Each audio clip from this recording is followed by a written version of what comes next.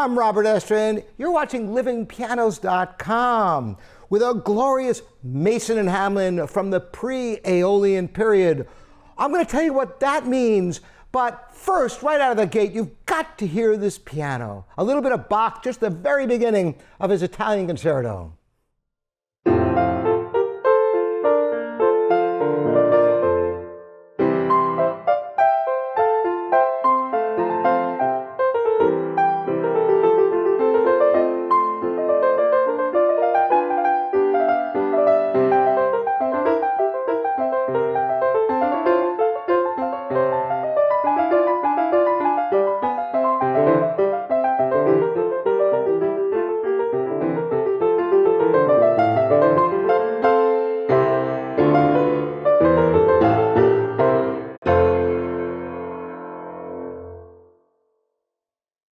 This is a Model A at 5'8". Listen to the glorious sound of this piano.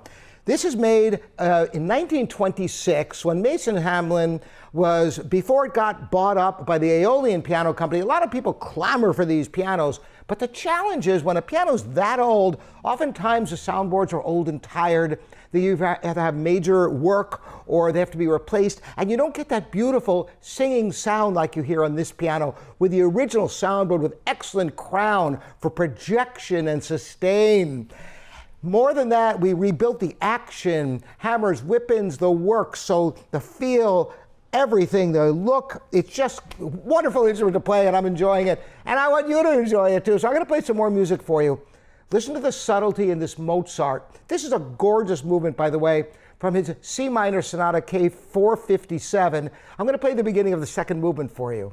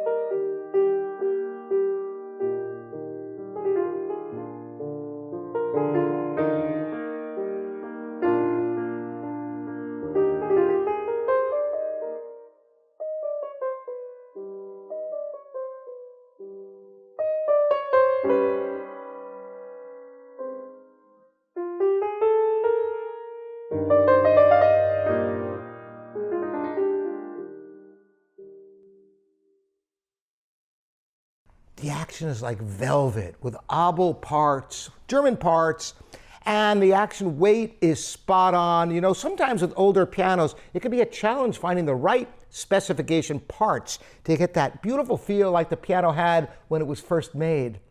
And our technicians have achieved some remarkable things with this piano.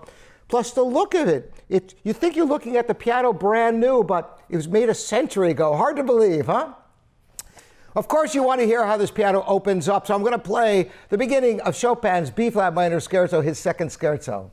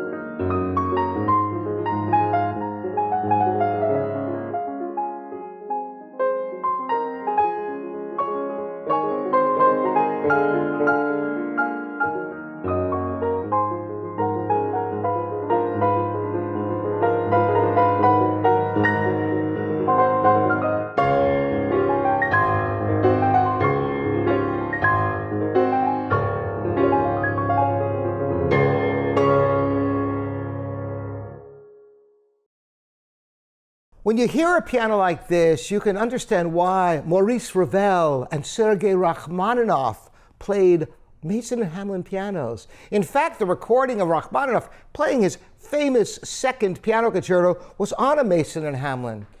Still made outside of Boston, these are just a treasure. And when you have one like this from the golden era in immaculate condition, it's really something to behold. I'm interested in your opinion of this piano, and you can address any of your piano questions to me, Robert Estrin, here at livingpianos.com, your online piano resource. Thanks so much for joining me.